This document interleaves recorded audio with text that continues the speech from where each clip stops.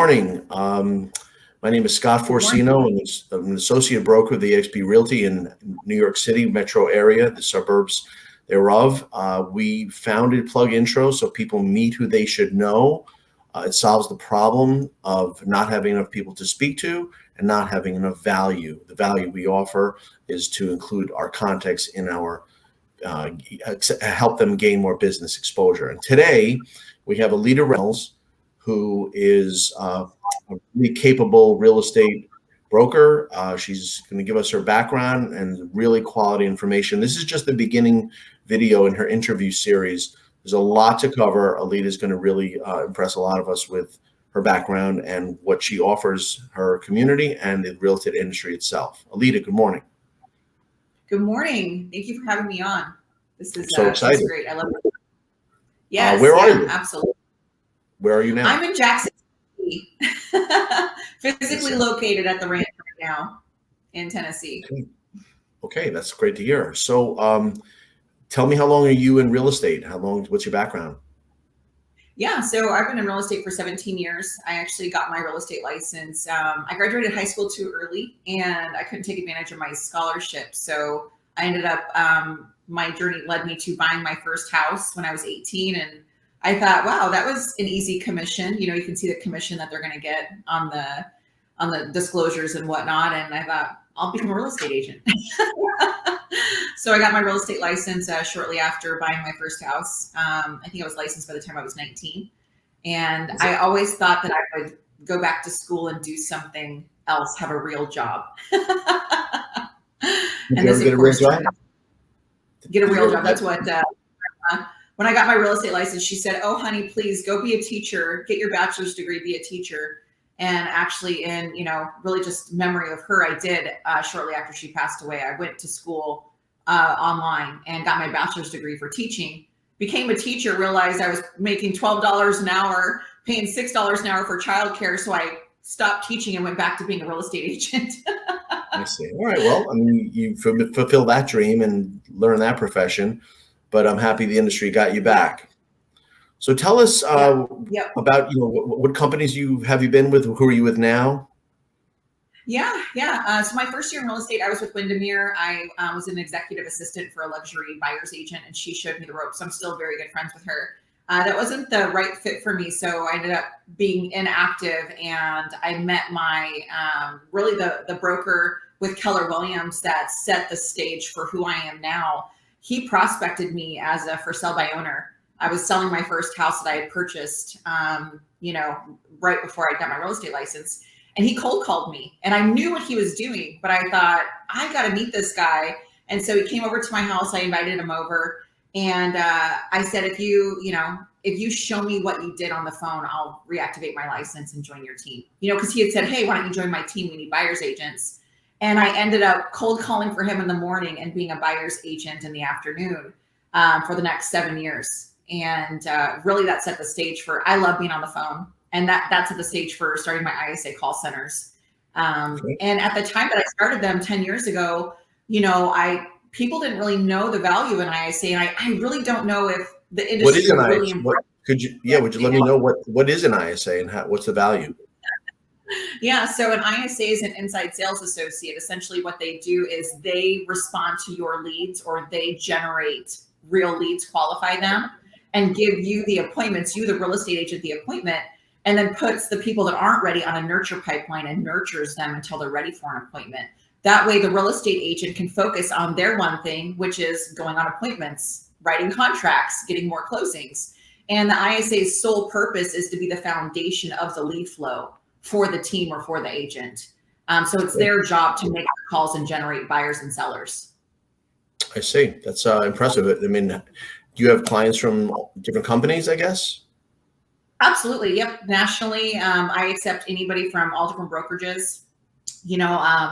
Being with Keller Williams for so many years, I did stay with Keller Williams. In fact, they embraced the ISA model. I, went to family reunion. I was embraced by MAPS coaching. I worked with Rich Rector on the recruiting systems and whatnot and trained ISAs for recruiting. That kind of put us on the map nationally. But anybody from any brokerage that needs appointments set that has a data source, we work with them. And I have about 60 ISAs right now that are trained to work for the agent, depending on their data source and depending on their time zone. Interesting. How do the agents react? I mean, they must be happy getting these warm contacts, right? Yeah. Yeah, I think the same rule still applies. 20% of the agents do 80% of the work. If an agent isn't skilled to close their leads, they're not going to have better luck with our leads. And really, referral agents have the toughest time because a referral is the easiest lead to close. I mean, you can even forget to call them back and you can still get them, closed, right? They'll still let you list their house. They'll still let you represent them as a buyer. Mhm. But when Sure. you have a lead that's out as cold or online as an opt-in lead, if you forget to call them or you drop the ball, they're back to being online or they're back to searching for someone else. You have very little wiggle room with dropping the ball. So, you really have to sell yourself. And if an agent isn't used to having to sell themselves or they don't know how, they're going to have the same problems with us. But the agents that are used to it and the agents that are used to building their database and they're good with earning people's business and they're prepared with a listing presentation. They know how to talk to people. They know how to overcome objections. They have the easiest time working with an ISA.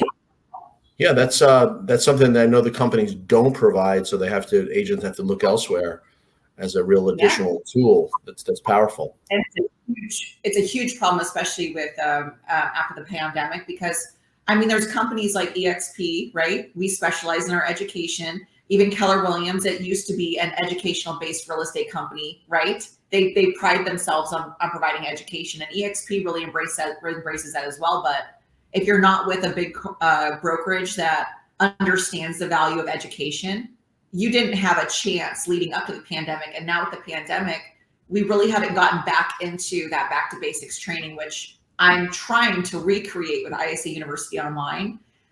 Starting April 1st, we do have some back to basics training that I'm just going to go for it. Whatever we feel like the agents need in this industry, we're going to start offering it. And then hopefully the agents will voice up and say, well, what about this? Can you teach me this?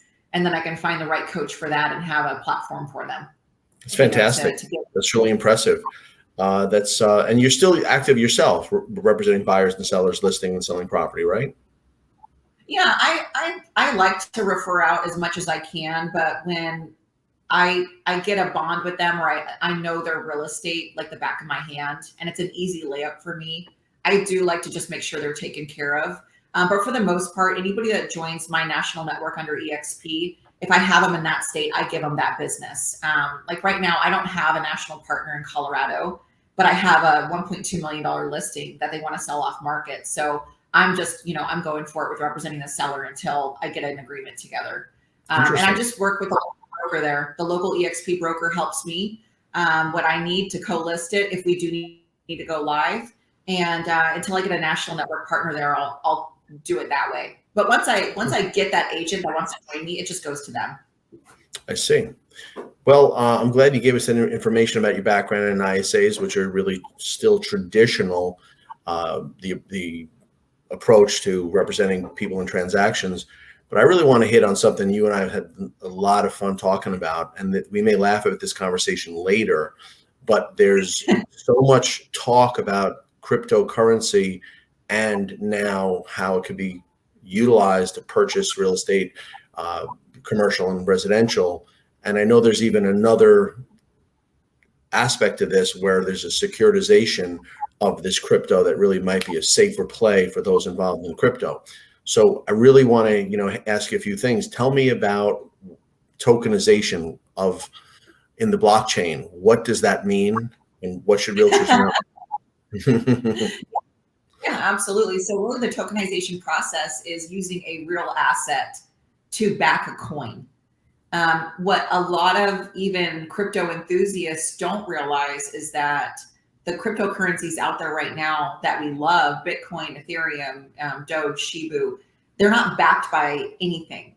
They're not backed by a physical asset. They're not even backed by somebody having gold bars, right? It's an electronic currency.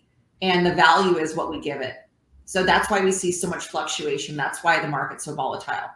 I see. And then even And what is the what when people say blockchain? What is that? How, I mean, how can someone access the blockchain? What does that mean to investors? the blockchain whole is where you buy, sell, and trade cryptocurrencies. So it's akin to an exchange. Would you yeah, make it exactly. closer to an exchange?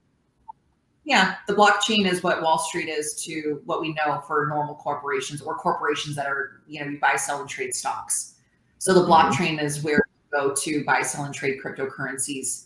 And that's where the tokens, which anybody that knows crypto will understand, the ERC20 token is one of the most stable tokens you can invest in general. But when you put it to a physical asset, you know, it's concrete. It's defined. So how does that work? How would someone be more secure buying the ERC20 in the blockchain connected to commercial space? The way that we do it at Terramint.com, the company's Terramint, the website's Terramint.com, for anybody that wants to know more or do some self-study. The way that we do it is we take an individual property and we tokenize it, which means that we take and verify ownership information. We verify the value and everything. And through the electronic process, right, tokens are formed. So one commercial property gets 100,000 tokens. And then from there, we securitize them. So there's no regulation right now on the blockchain. The FCC doesn't have any regulation on what you can or can't do. But in order to make things more acceptable and give the buyer security and the seller security, we're combining traditional ways of doing things with the future. So that way, anybody that purchases a token by Terramint, let's say we take this hotel, we tokenize it, and you buy 10,000 tokens. In the event that the blockchain is hacked into or something happens, you still have securitized real estate. You still have normal paperwork that you can take to a broker dealer and say, hey, my platform's down. Can you sell these for me?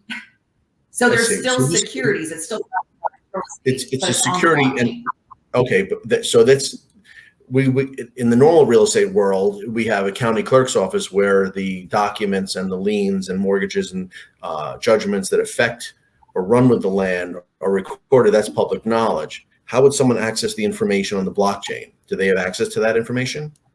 Yeah, it's all in the smart contract. What is a smart contract? And they can still find it too.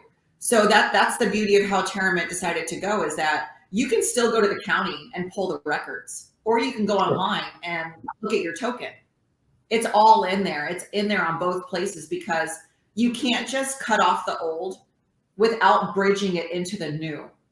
You can't just say, okay, everything's on the blockchain, and we're just going to ignore the fact that for the last 100+ years, we've been doing it this way.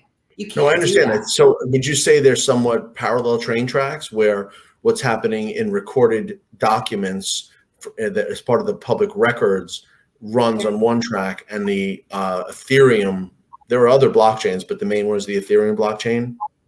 That's the one that we like. It's backed by the oil and gas industry. And I believe that it's going to sustain future growth. Not that Bitcoin won't, not that, you know, other ones won't, but Ethereum, their potential, their slower fluctuations. And I think that the oil and gas industry is something I bet money on with being around. Okay. So, and the ERC token is the one that specifically corresponds to the Ethereum blockchain. Yes. Yep. Any others, or just that one? There are people that use that. There are plenty of other things out there. I don't know all of them. I couldn't say, you know, what they are called. I know that there's other ones out there. But, okay. So tell me, so let's talk about valuation. If there's 100,000 tokens attributed to a commercial space, how is that of any possible benefit to a buyer from a broker dealer along the lines of a security? How would they speculate and earn from that? Yeah, absolutely. So it's the way that Terramint set things up. It's completely DeFi. So one hotel can tokenize different from another hotel. And that means that their value is different. You're not just buying a token based on assets under management. You're not buying a token based off of a corporation or a REIT being able to successfully provide cash flow. Okay. So let's take the hotel that we are tokenizing over in Wyoming. It's a beautiful hotel. It cash flows. And when we tokenize it, we're going to be offering an ROI back to the token holders. That is based off an annual ROI. But the value to anybody investing in the tokens is that not only are they getting securities, right, that are backed by a real asset that they can buy at the primary market and then buy, sell, and trade to earn revenue off of them in the secondary market. So a token holder, let me see. So a token holder buys it from a broker dealer, holds it, and then on the secondary market can sell to a secondary purchaser. I see. Yep. And you mentioned the word DeFi. What does DeFi mean? DeFi is decentralized finance. So we are 100% DeFi, which means that if you tokenize your property and I tokenize my property, and Amazon decides to tokenize all their warehouses, everything is individual, and what Amazon does on the tokenization platform doesn't affect you to the extent of your property value. In fact, it probably would affect you in a good way if you have tokens to sell, right? Because you could essentially pick. So would you say that location? Of course, Amazon does the best due diligence where they want to put a warehouse as far as in and out of traffic and all that. So would my commercial space tucked away be less valuable than an Amazon business hub such as that? Is that because am I correct in saying the tokenized properties are essentially competing? Are they competing for the buyers? Well, they would be competing for the buyers. And I think that let's say that you have a less desirable brand or a less desirable location to where people aren't going to look at it and go, oh, that's an Amazon warehouse. I want to invest in all Amazon warehouses. Let's say that you have your own automotive shop or your own office space. The best way to be more lucrative is to offer either a more of an ROI, right? So let's say, oh, I'm going to give 5% to all of my token holders versus Amazon's only giving a fraction of a percent. And the way that tokenization works and the way that, you can present your cash flow, you'd be able to do that. Any functioning business out there would still be able to function and give 5% back to their token holders and become more lucrative. So, all right, if someone has, like you mentioned, a small commercial building, 10 floors, before crypto and before tokenization, they could not, let me say it this way, the only way they could gain is from the sale or the refinance. It only, what I call a hard financing. In this case, you're saying there's a cloud-based valuation of an asset that can benefit the person. So, you wouldn't find it. So the seller, you wouldn't find it anywhere. It's not a county clerk. So someone would have to find out the availability on the blockchain, and that's after the owner decides to participate in this offering. Yep, absolutely. So anybody that most companies don't make it to Wall Street, right? And the company's brick and mortar isn't so much important on Wall Street, right? When you're buying, selling, and trading stocks on Wall Street, you're not only making money based on speculation, but their performance, right? The performance of the company. Whereas real estate, the market values, they do fluctuate, but it's concrete. It's a concrete asset. We're not tokenizing the business, and we're not tokenizing 20 business under one umbrella. We're tokenizing the land, the brick and mortar, the actual real estate, and the value of the token is based on the market value. So I go to RPR, I rely on local specialists. We take an entire, like if you were going to sell a commercial building and it's listed for sale and they have a marketing package, right? They have the rent roll, they have the P&L, they have the finances, they have, the maintenance reports. Those values is what we tokenize. We tokenize the entire value, but it has to be attached to brick and mortar. So there's essentially some form of a, when I say that, it's an appraisal for, not a great word, but it's an appraisal of sorts. Yeah. Who conducts that? Who's qualified to do that on behalf of a seller? Typically, if the seller doesn't already have it listed for sale, right? So the real estate agent involved would do that. We do ask for an appraisal, and they can hire an independent appraiser to come and give us an appraisal. There's a lot of things that I can find just online, utilizing a local MLS or doing a national RPR. But so going it through does, but comps. I'm wondering, so the tokenized value is actually commensurate with what is understood to be the value of the building from the property. Exactly. Yeah. So they Yep. run, The so current. they're not competing. We're not saying $100,000. Let's say we're not saying $1 million building is worth 5 million. It's really they're neck and neck.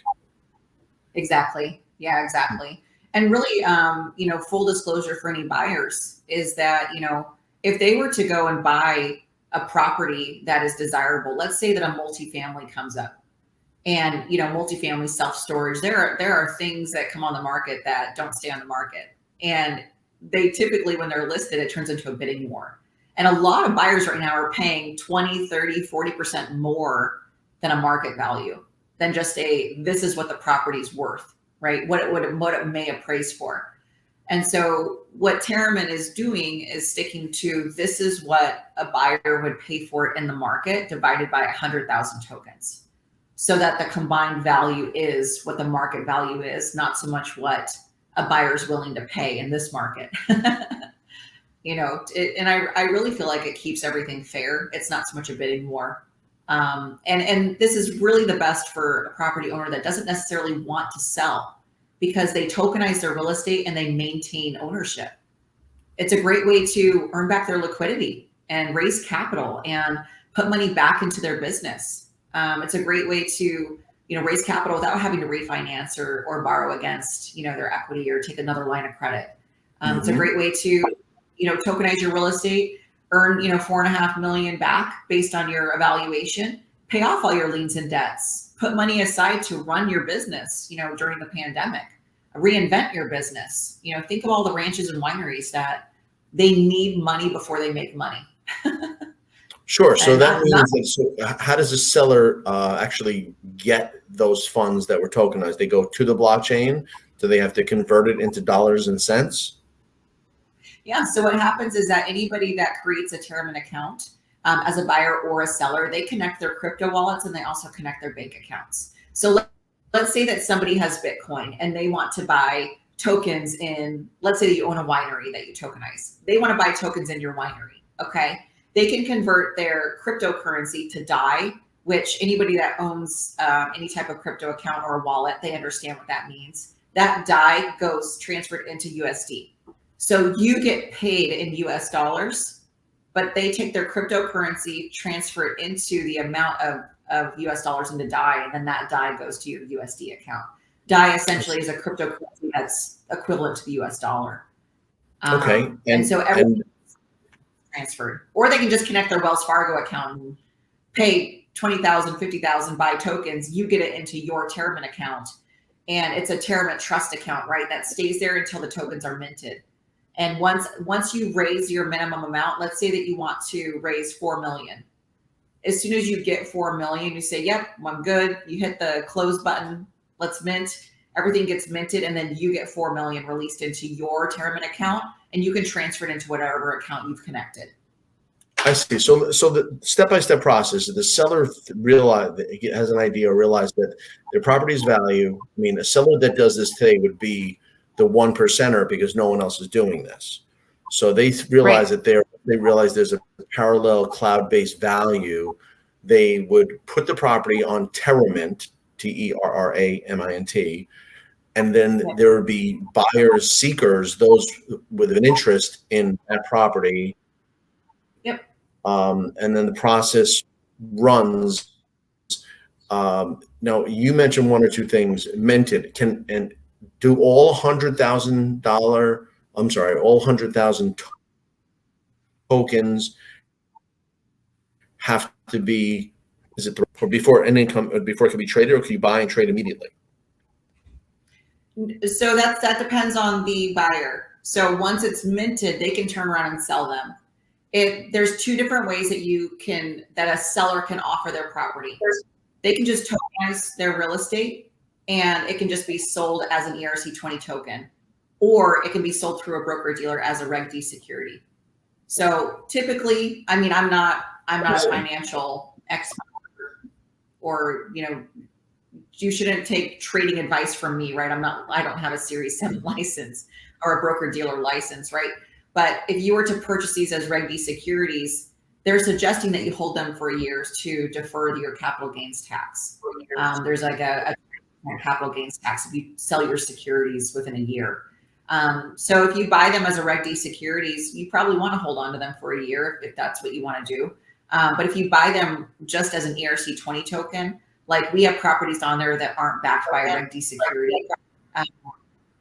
they can sell them immediately if they want to. They can just buy them and sell them if they want to. I see. So, a few questions. So, how does the word get out?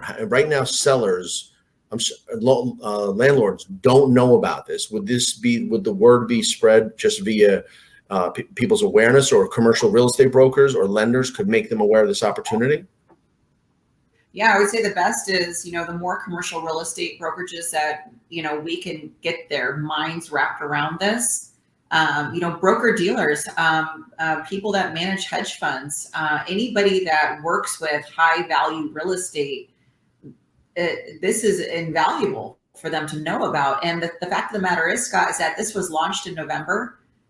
We were open for business in November, and it's really just, with everything being flooded with NFTs and all these other cryptocurrencies, it's like, hey, this is the difference of buying tokens versus what you're buying. This is the difference of buying real estate backed tokens versus you buying an NFT at Metaverse. Okay, so you mentioned NFT. You mentioned NFT. What does the NFT stand for?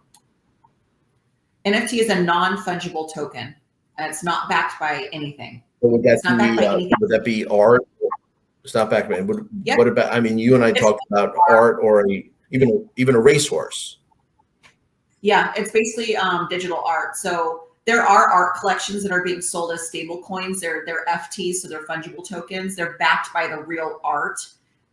It's securitized. There are broker dealers out there that take, I don't know if you heard of that art collection that Sotheby's helped auction off, but it's like $67 million in art was auctioned off. And then they're taking those pieces and taking a picture and then selling the picture of the art, but it's basically securitized art. And they're buying those as NFTs in the art collection. So why doesn't the Mona Lisa have value if someone sends me a picture of the Mona Lisa? Do I have any ownership in that picture?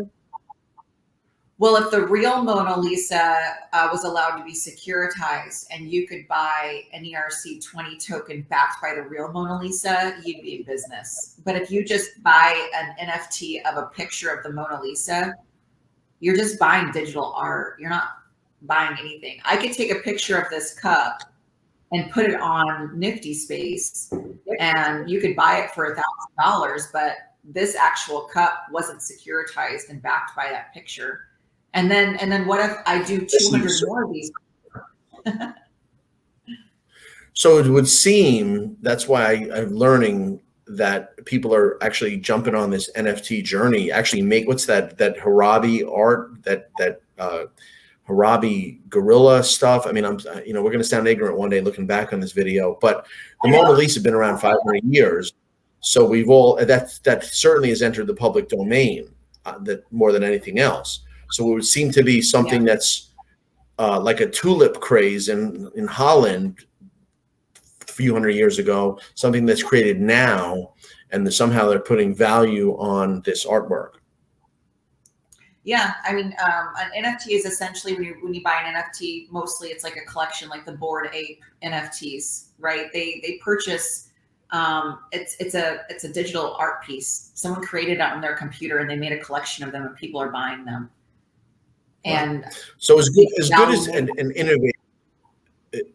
innovative or as celebrated as this new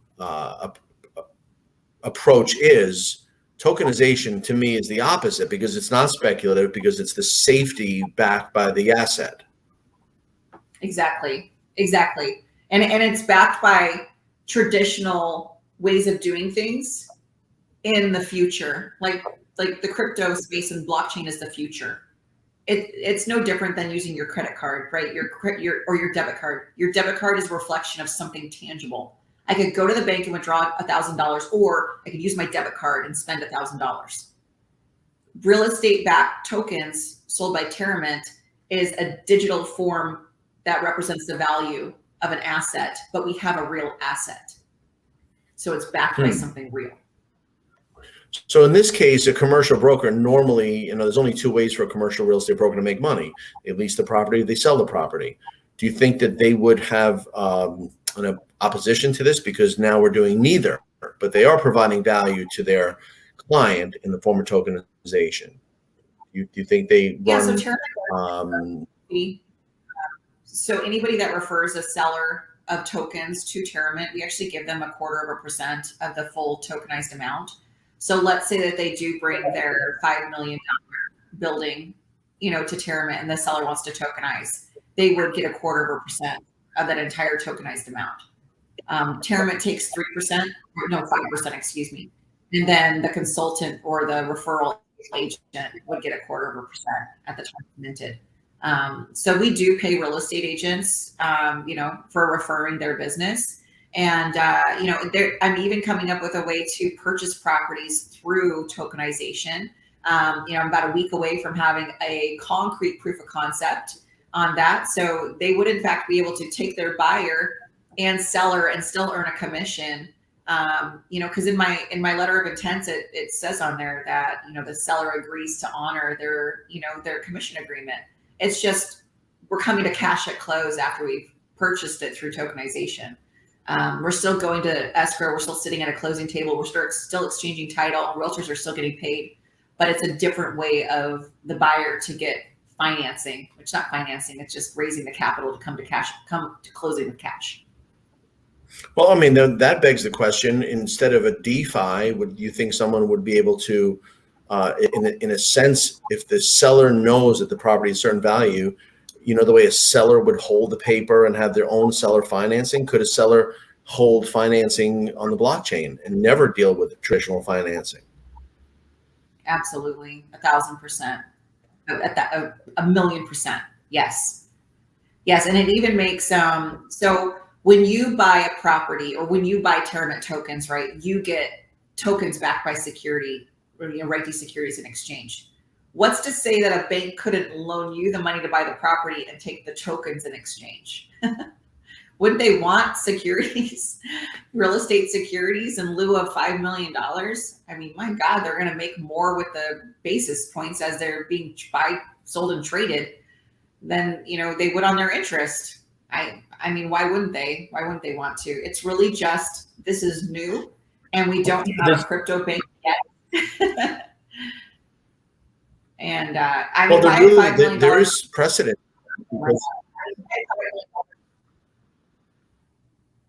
What's that? There is precedent there is precedent for that, because one of the ways to qualify for a loan, or one of the things that mortgage loan underwriting uses, is portfolios. So if someone has a huge portfolio, which is subject to change and volatile potentially, that is a factor that's almost as much, and I can't speak to this, but we speak to our loan underwriters, that might be as strong as income.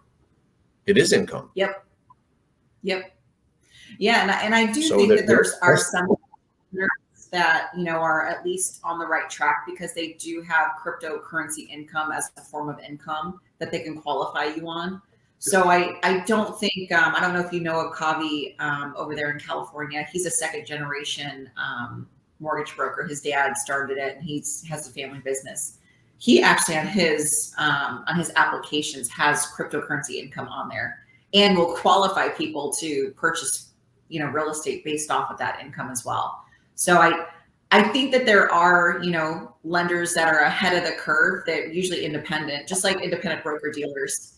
If there was a broker dealer out there that could package this in a way to sell it to their buyers, because right now, I was laughing with my husband, because I was like, well, right now it's like he has a supplement company. So I was like, it's like you take a Ziploc baggie of your fat burners and your pre-workout and you give it to Walmart and you say, hey, sell this for me. And they're like, hey, can you put it in a bottle? Can you put some packaging to it?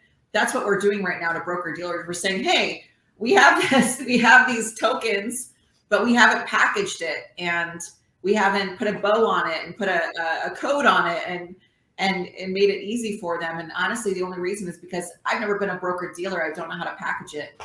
And if they would tell me how, I would do it for them. But that's the missing link, is distribution, is how do we get this out there for them? So anybody coming to Terramit and buying tokenized real estate, or broker dealers selling tokenized real estate, it's brand new. It's never been done. Wow. And we just launched in November. It's exciting. So, I mean, sounds like you are the real. I mean, you're through our conversations and through this interview, we have a whole video series. Your enthusiasm entirely shows through.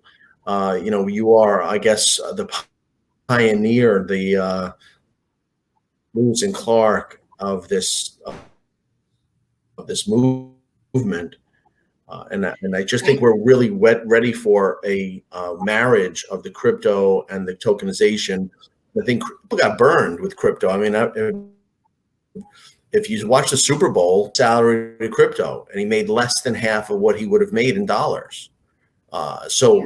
He's someone who speculated and lost. Yes, he won the Super Bowl, but I bet you his next contract won't be in crypto. He's got to make up some of that money. Yeah, I mean, unless he holds it, and then the prices will go up. I mean, if you get paid in Bitcoin right now, just hold on to it, because it's going to fluctuate. But the problem is that when you have Aunt Jenny putting her only $50,000, her life savings, into crypto, and she sees it, it's really hard to say, hey, hang on, just wait a year, it'll go back up. What if she needs some of that money? What if she's like, oh yeah, but I need to pull out money now to live. What if something came up? What if her roof needs to be replaced and she's got a, deductible on insurance that she can't cover? That's the problem in the crypto space. That's a problem with anybody, betting and gambling, so to speak, with their money, is that if you don't have excess of liquidity, if you don't just have piles of money laying around and you're set up, you really shouldn't be in that space. But the opposite is that if Aunt Jenny tokenized her house, let's say that she took 20,000 of her 50,000 in savings to pay Terramit to tokenize her real estate, and we put it out there for anybody around the world to buy tokenized assets, she'd be able to pay off her mortgage, pay off any liens, pay off any debts. What if she has back taxes? She'd be able to take that money and get her life set up. And then as any of the buyers around the world decided to buy, sell, and trade tokens in Aunt Jenny's house, she's going to make a residual income of 50 basis points every time it transacts. So now it's not just, and not only that, she stays in the house. Exactly. And she stays in the house. She's the owner of the house. And now she's able to make money off of her house. And now she doesn't have to go and get another line of credit, borrow money again. She can get caught up and actually live and make an income off of her home while living in her home. So I think that this is going to change people's lives. It's going to finally be an answer that not just the rich are getting richer, but an answer for everybody. The problem is that most of us that were raised in lower to middle class, right? The masses, I was raised in complete poverty. Like, I understand how you just get worse off. I understand how the system can work to bury us in debt. Right. And I understand things come up, and I understand that it's hard to get ahead. But if you are able to actually buy real estate, accomplish the American dream of buying real estate, now you don't have to borrow against your house. You don't have to pull out your equity right now. My God, do not pull out your equity right now. You're going to bury yourself to where you won't be able to sell your home for what it's worth right now, in 5 years, because the market is going to stable out. But if you tokenize your real estate, you're not loan out. And then you're able to make money off of your assets as people are moving them along the blockchain. And so I feel like it's a solution without another problem. I think it is a solution, and the problem hasn't surfaced because I say this recently: rates just hit 4. We are on, the Fed is going to raise rates. I know there's not a direct connection, but there's a perception of a direct connection. This market almost everywhere has to have been almost topped out. When do people buying today think they're going to get 5 and 10% equity? So really, people are going to be forced to stay. And if only there was a way to raise capital and improve your property or your lifestyle, or even clean up your credit. or pay down that loan. Yep. That's a real value. But okay, so I think the next real phase. Okay. I think that you know, as we all went through the pandemic, you know, even buying a vehicle right now is hard for people that have really good credit. You know, the lending institutions have to start calling in their notes. They have to, you know, with the court systems opening up, and then finally be able to force pre-closures, or renters being able to either force eviction or force payment. People have to get settled up. And the problem is that the ones that couldn't make their payment aren't caught up yet. So, you know, financing institutions have to call in their notes. They have to charge more interest. They have to make their money somewhere, to make up for, you know, the lack of payments and the lack of money, you know, that they didn't have. And even when they repo vehicles, they have to sell them at a top dollar, because they have to get current on their bills. They have to make money somewhere to lend money to stay open for business. So of course, borrowing money right now is going to cost more, and it's a compound effect. Everything is going to affect something else. So if we defer our car payments for 6 months and then we turn around and not settle up and they repo our car, the bank has to settle up somewhere. They have to make that money somewhere. But that doesn't help us. That doesn't help us as Americans that lost our jobs or, you know, couldn't work because our kids are, or we're sick. I mean, there was so much that happened the last 2 years that we are just now having to face the fact that we're buried. Like, how are we supposed to get out of this mess? It's an incredible societal situation where between COVID and then the different responses that each state took, the loss of life, the loss of comfort and security, and now we're in a situation where it's no one is really sure where we're going with regard to prices of everything. So, I mean, I think there are solutions, and I think tokenization is one of them. I mean, I'm really happy that I had the chance to learn about this new phenomenon, and realtors should really be reaching us to see how they can participate, how they could benefit clients.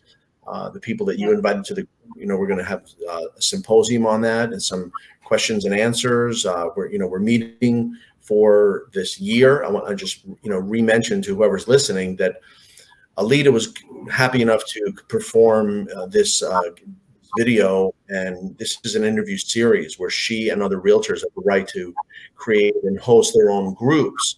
So this video is going to be able to be shared anywhere on social media or websites. However, Aleta's picked kind of a private elite group of people that she wants, number one, to hear her message, and number two, that she will compliment them by inviting them to promote their business. PlugIntro is a place where people benefit and by introducing others. And right now, Aleta's shown that great leadership and insight, and she's invited a bunch. Those people are going to be able to do their own videos. Those people are going to be able to support Aleta and lock out their competition, whether they're blue collar or white collar. This is a real important bit of information. However, business keeps going. DJs and limos and caterers and florists and dentists and accountants and chiropractors still need work, and it's, you know, Aleta is kind enough to give them their own resource to be the go-to provider of their services in their community.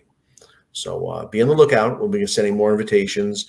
Aleta, anything else you want to say? I'm pleased that you came.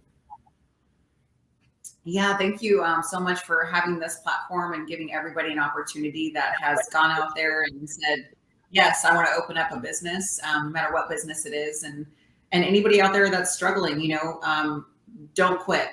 Don't give up. This is not the time. You got to push forward. When you have the pain, you got to push forward and, you know, take advantage of this opportunity. You know, contact Scott and get your business out there so that we can continue helping others. Any real estate agent that's interested in tokenization, definitely you can contact me directly. You can go through Terramint. The most important thing is that you have to have somebody that owns the real estate to really take advantage of it right now. If you have someone that owns real estate and they need a solution, let's do it. I'm your girl. Go to terramint.com, email info@terramint.com. You're going to get connected with me. I'll help you through the process, and we'll get a solution for your clients. And I'll take care of you. I make sure people get paid, so you don't have to stress about that. I'm sure. Well, that's really great of you, Aleta, and looking forward to mass participation and a collective benefit for our members and anyone going forward. We'll be prepared for our next video in a little bit of time, and we'll be sending invitations out to meet online in our own premium chapter here. Thank you. Have a great day. Take care. Awesome.